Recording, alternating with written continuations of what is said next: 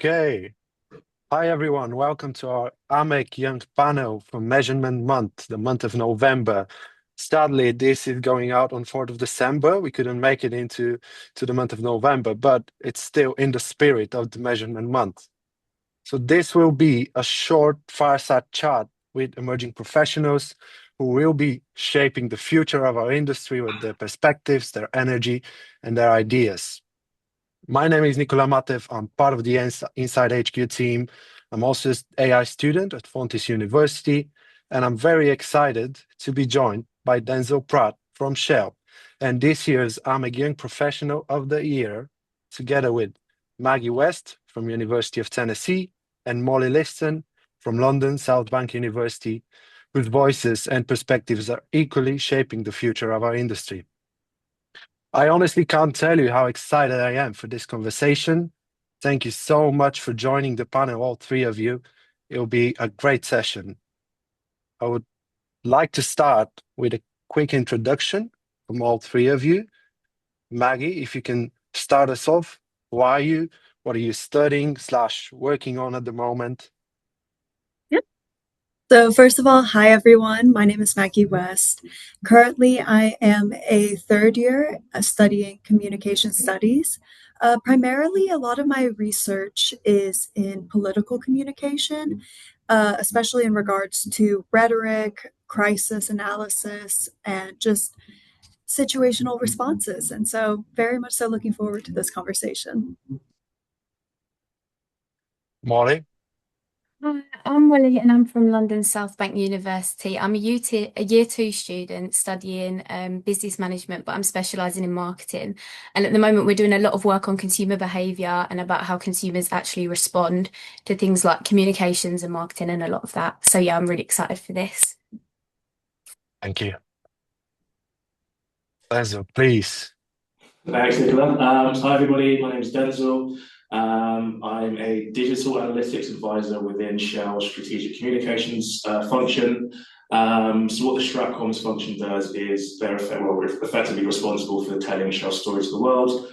And we do that through engaging a wide range of stakeholder groups using a wide range of different communication strategies. So I sit within that function's insights and analytics team, where we're tasked with really uncovering how effective those different communications have been, and then we deliver those insights back to the business in the form of actionable outcomes that can be used to really inform future comms strategy. Perfect. Thank you all so much. Now, I want to ease into this conversation with something relatable. And this is our first question of the panel. What is one misconception people have about young talent, especially in this industry? And Denzel, as the one working professional, can you start us off? Yeah, I can take a stab at that. I think being a young person in this industry, people can sometimes think that you don't necessarily have the lived experiences to really understand communications or think more broadly about the bigger picture. But I'd actually counter that by saying our industry is always evolving, and how we put out and how we absorb different forms of communication has rapidly changed. And of course, digital has really emerged as one of the very strong platforms within the comm space. So of course, young people have actually been very incredibly exposed to a huge assortment of digital platforms, and having grown up with incredibly easy access to them, or relatively easy access to them. So I think in some senses, young people in some instances have a better idea of how different people are using and engaging with different digital platforms compared to some other age groups. So yeah, in some ways, it actually can be somewhat advantageous to be a young professional within the spaces. Yeah, and that's something that young people starting out in industry really should look into leveraging in terms of that unique position that they have with digital. I absolutely agree. We grew up with technology and we should use that. Exactly. Maggie, what do you think about that? I think that at least around here, there's a large perception that the new people entering the workforce are unmotivated or likely to kind of job hop. But I think that a better perspective to take on it is simply we grew up hearing from more seasoned professionals, especially if you have someone in your life who has worked in the industry prior to you, you hear about that struggle period that they had when they first entered, where they were working insane hours, could barely afford rent and to eat. And so I think what Gen Z is more vying for is trying to alleviate a lot of that struggles, not only for ourselves, but for future generations to make people excited again to enter the workforce, especially when it comes to the PR industry. We see that people are really interested in what it has to offer, the variety of skills that it requires. It makes it very accessible to young professionals. But I think that going into it, it's best to kind of listen to those in your life who might be having different requests than what you're used to, as that could really help with your retention rate and also make sure that you're able to hire the best new talent you can. Thank you very much. Did you learn a lot from your mum in that sense? Very, very much so. There's growing up, there were a lot of times that my mom would tell me about just the intensity of how much she was working when she first started out and the hours she was logging. And moreover, I think the office culture was a lot different, where it was much more strict, yet at the same time, let a lot of, I want to say, sort of incidents slide by that maybe shouldn't have and should have been addressed earlier on. And I think Gen Z is much quicker to address those inequalities and situations and call them out for what they are. Absolutely agree. Molly, what do you think? So I believe that for our generation, that as Denzel said, we're perceived as having a lack of experience and a lack of strategic insight because we're so early in our careers. And I feel like we can bring a lot like perspectives. We have a strong understanding of new digital tools that are used in this industry. Therefore, we can identify emerging trends that are coming up and everything that we can help in that sense. And I also believe that we have an assumption made about us that we're all about instant gratification, where I think that we're actually motivated by purpose and long-term impact because we want to actually make a difference in this world. Thank you so much. On to the next question. We'll come back to that theme later. When you hear the word measurement, it's measurement month. So what comes to your mind first? It could be numbers, impact, storytelling, something else. Molly, can you start us off? Of course. So for me, personally, I would say impact. I believe that numbers matter and storytelling brings them to life. But ultimately, measurement is all about understanding whether our actions are actually truly making the difference we want them to. Thank you. Maggie, what's your opinion? I think of a very similar caliber where it's just the impact of storytelling. And a lot of times that can be quantitative. You can have numbers associated with that. But at the end of the day, a lot of it is how people feel based on your messaging and what is the discourse that is surrounding what you put out there. What is the reactions? And that's a little bit hard to put a number on. I absolutely agree. Storytelling just helps people understand the impact behind the metrics. Denzel, please. Yeah, I completely agree with the three of you. When it comes to comms and measurement, the first thing you really want to do is understand who your audience are and what the impact of that comms should have on them. So before you think about storytelling, before you think about what numbers you're looking for when you're measuring, it's always that impact and that desired outcome that is the most important. So yeah, it's definitely impact. Now, let's talk a bit about AMEC. What generally excites you about AMEC and being part of the measurement insights space today? You've all been to AMEC events, to the AMEC AI Day and Awards in November. Denzel, what excites you the most? Yeah, for me, it's the fact that AMEC really genuinely is at the forefront when it comes to really setting that gold standard in terms of comms measurement. So we've got the integrated evaluation framework, we've got the Barcelona principles that were quite recently updated. Just those two are an example of testament to some of the really amazing work that's going on in AMEC and in our industry. So I've been involved with AMEC for about the past couple of years now, and every time I go to one of the events and chat to a few different people, I'm always amazed with some of the expertise that are on show. And it really does show because AMEC is represented, or some of the world's biggest brands and agencies are regularly represented at AMEC. And yeah, it really does show the level of expertise that comes through when you speak to some of these people at the many events that go on. Amazing, appreciate that. Molly. So what excites me about it is that I love being part of a community that actually proves the real value of communications. And I'd say that I also love the fact that you can turn data into stories. I find that quite exciting because you can turn it into stories that drive real impact whilst in this industry, I'm learning from some of the best people. So I just find it really exciting.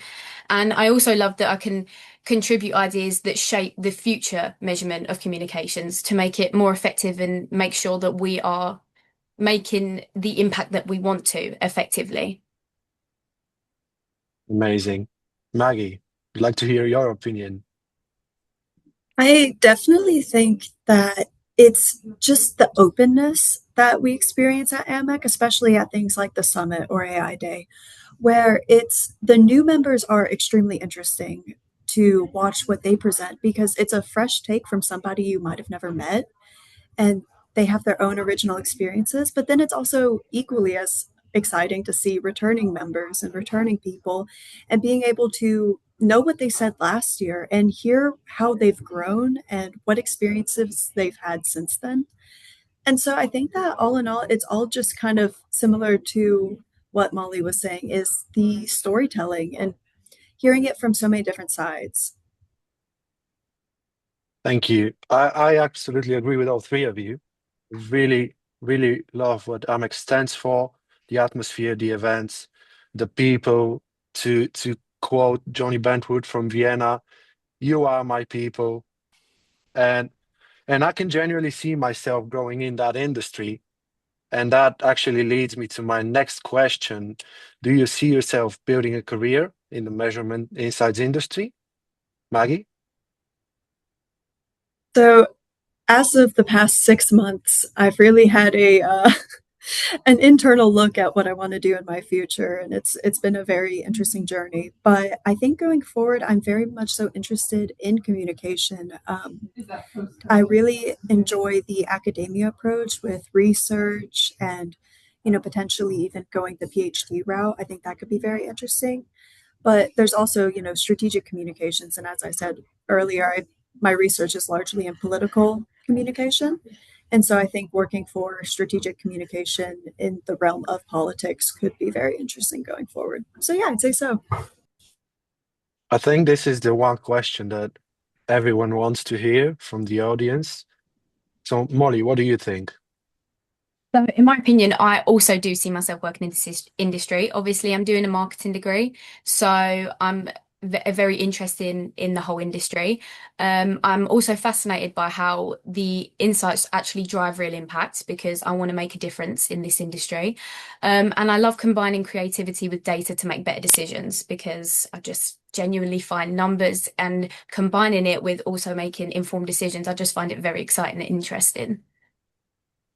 That's amazing to hear.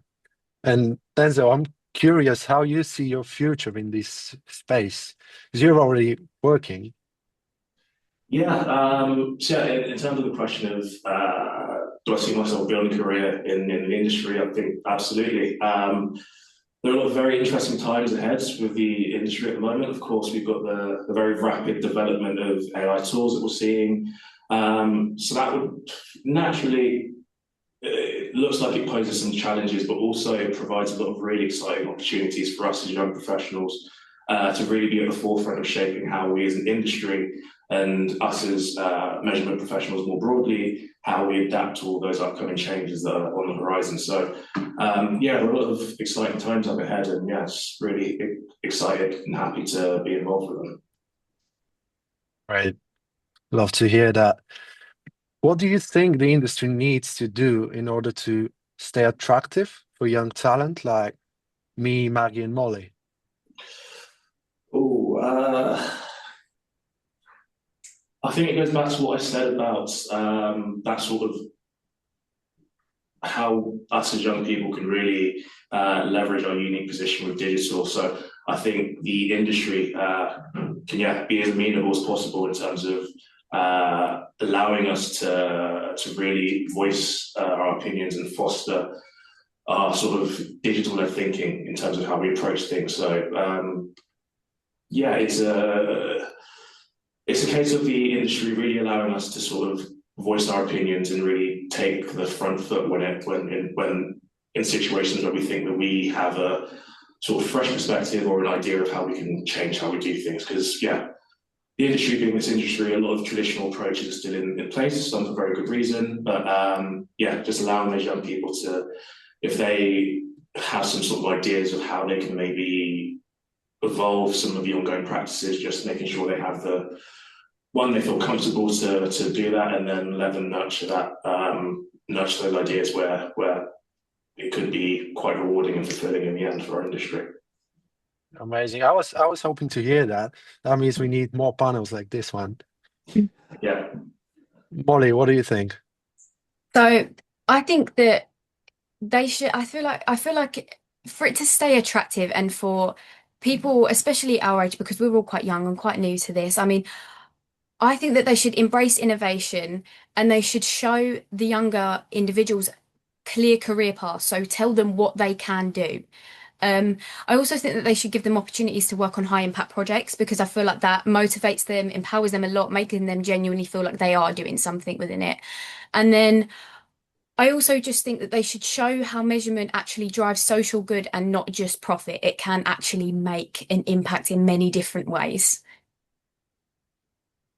I'll just summarize. AMEC needs to show a clear pathway for growth, a way that young people can progress, Yep. a platform where they can speak. And what else, Maggie? What are we missing? I think that our seasoned professionals should look at this new group of people entering this industry as an opportunity for them to also take on a new role of mentoring. Because one thing that Gen Z definitely really enjoys is immediate feedback. I think it drives us and continues to motivate us. And so being able to take on that role of more of a mentor, but also adhering and listening to the ideas and thoughts of your younger coworkers. I think that that is a very wise position to take as, you're stepping into something new. You're stepping into a, you know, reviewer role. You're stepping into a mentorship role, and that's very special in of itself. But also that makes the newer Gen Z employees feel welcome in this space. And that's something I've always loved about AMEC is everyone is very open to giving feedback, constructing feedback. And I think that that's very great for especially young professionals like us. Amazing. Mentorship is really important in my opinion as well. And I also think tools play a crucial role.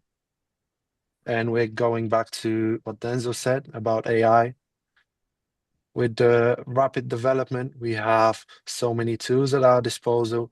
And I am a firm believer that AI will eventually help us, either that being by increasing efficiency, having someone to talk to, or all the other use cases. Like OpenAI just keeps releasing new stuff every week.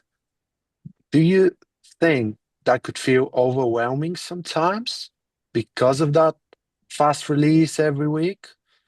Is AI actually making the industry more exciting or not? Denzel, can you start us off? Yeah, that's a great question. I'd say it's a bit of a combination of both.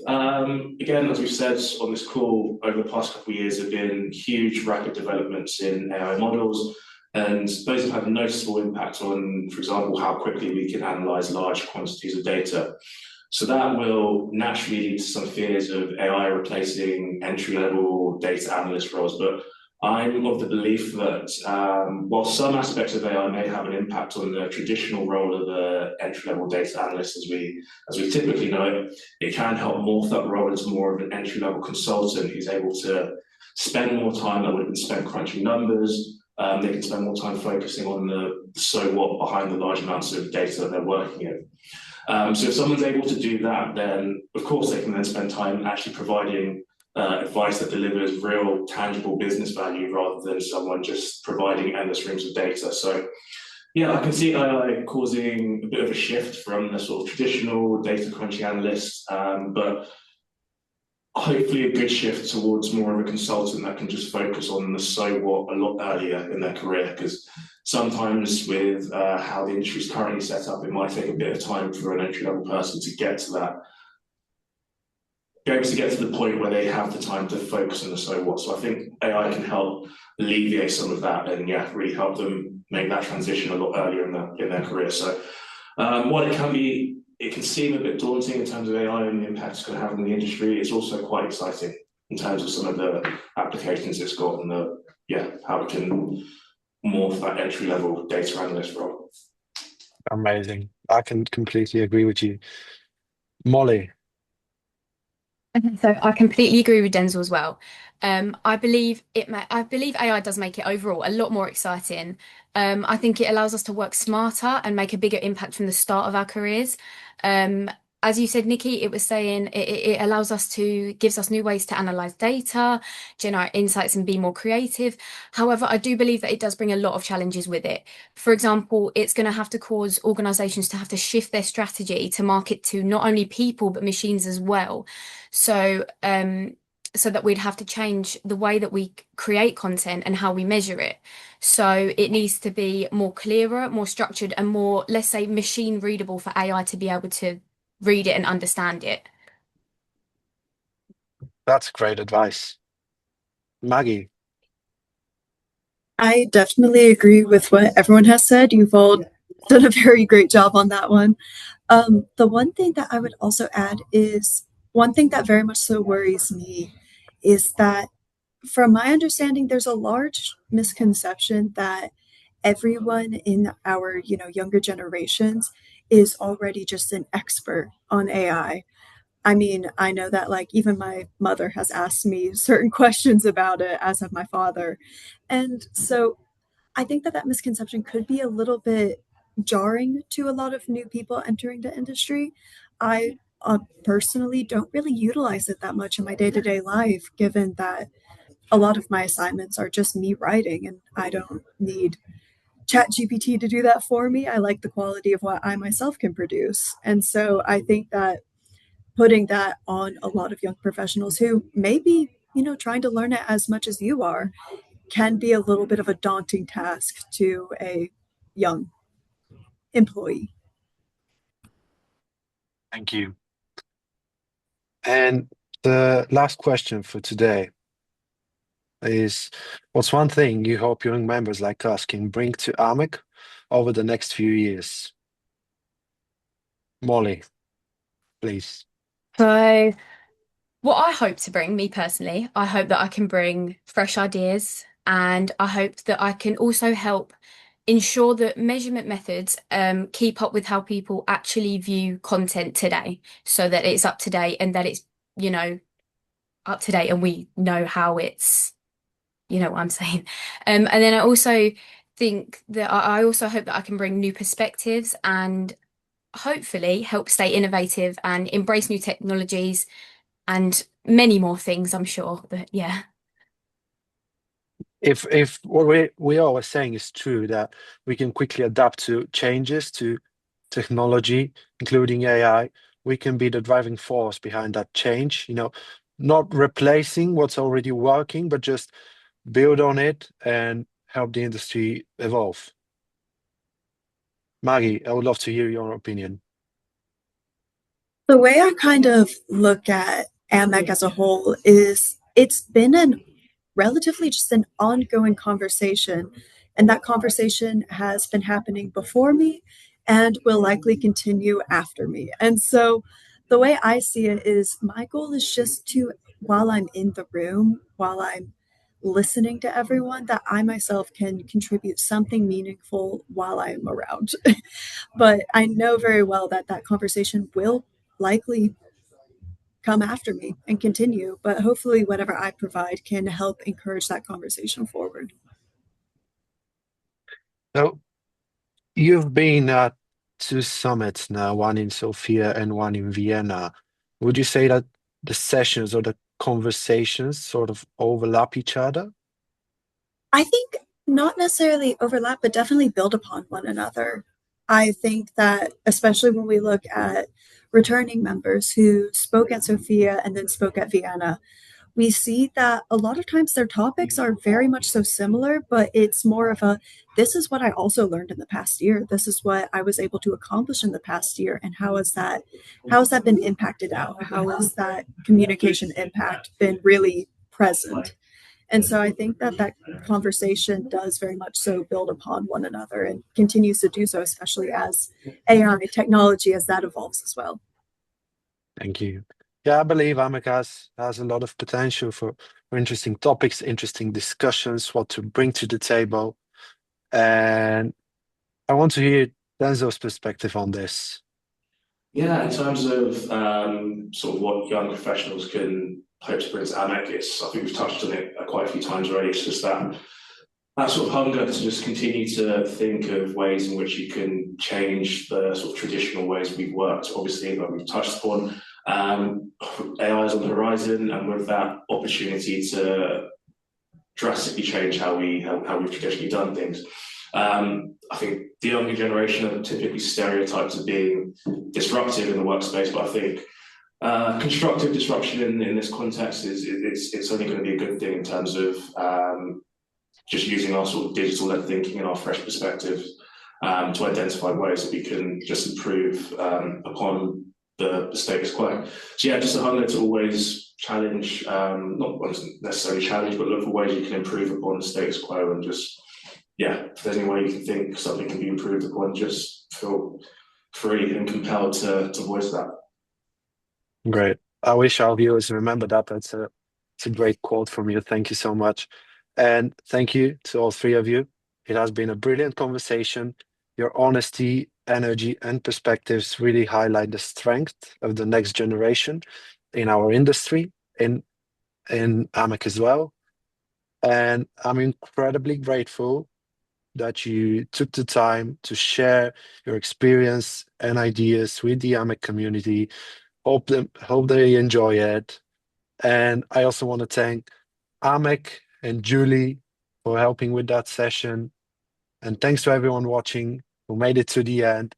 If you have any questions for us, you want to hear more, don't hesitate to contact us, connect with us on LinkedIn, and let's keep the conversation going. Thank you so much.